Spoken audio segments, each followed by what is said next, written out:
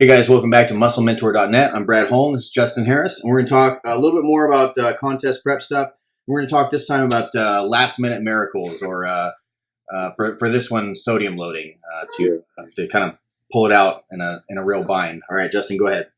So we've talked in previous videos about trying to be too full and not getting dry enough, and we've also talked about not using diuretics. And so now we're going to kind of talk why it's so important to understand everything about the way the body works as far as water, sodium, and carbohydrates. Because what do you do when it's 12 hours before a show and you've effed up and you are not ready?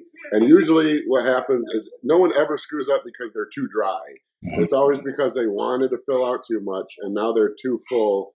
And so you're 12 hours out from the show and you're looking in the mirror and you're up 10 pounds because you're full as hell, but you look like a water buffalo. Like a potato, yeah. Yeah. Now what can you do? Well, the first thing is check your blood sugar. If your blood sugar is high, you're not going to dry out. And by dry out, this I say is the one-time diuretic use becomes useful. And we've discussed this many times why you never look as good when you're using diuretics, because the only time they're used is to basically hope for a miracle.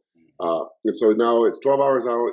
You're bloated, watery, you look horrible, and your blood sugar is 140 or 120. What do? First thing you do is get your blood sugar down. That can be done with things like insulin or other things, but you get that blood sugar down. After the blood sugar's down, then you can diurese with use of a diuretic.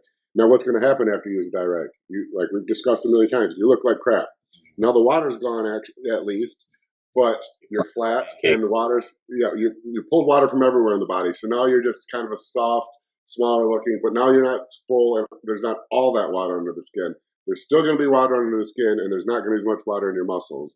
So now you're a handful of hours out from the show. You've got your blood sugar down. You pulled the water. You still look like crap. What can you do to save grace on stage? And that's the time you would actually do a sodium load. And it sounds the opposite of what you want, because you still look watery, you look soft, and your muscles are deflated.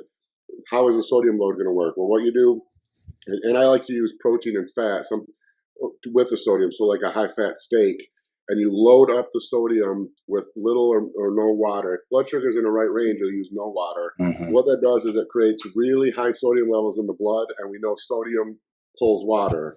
So in the bloodstream, sodium levels are much higher than they are under the skin. So the water from the skin is going to suck into the blood system. You're going to kind of shrink wrap for a very short period of time, hopefully long enough to get through getting on stage. You're going to go when you pump up, because there's going to be there's going to be blood sugar in the blood, the water that's in the blood getting pulled from under the skin, and the sodium in the blood. Those are the three things to store glycogen and kind of take things up to the muscle. So you're going to pump up really hard, hopefully draw as much of that fluid out of the bloodstream into the muscle. And then while you're on stage, you might, if you pull off a miracle, you can save yourself, and then you're going to get off stage, and it's going to go right back under the skin, and you're going to go right back to square one. But that's never a plan, and that's why we always say why we don't like diuretics. But that's it. If you're 12 hours out from a show, look horrible, ate too many carbs, blood sugar's high, and you're watery, that's one way to kind of hope to pull it together for about a 30 to 60 minute window while you're on stage. Right. And I've seen that or something similar to that done, but that was the plan. Like that was there.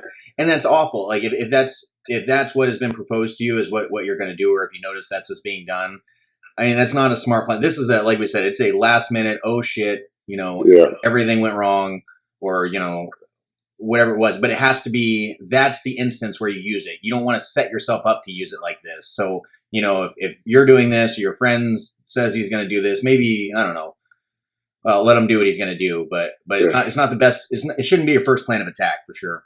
Yeah, and the problem is if it works, it seems great. It's kind of like a buzzer beater 3-pointer in basketball. Yeah.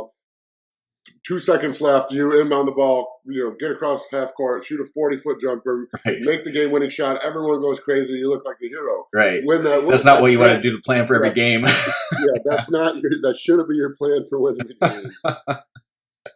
Right. I think that's probably what happened is that person, they did it. It worked for them. Now they're a coach. Now that they have everyone do. So yeah.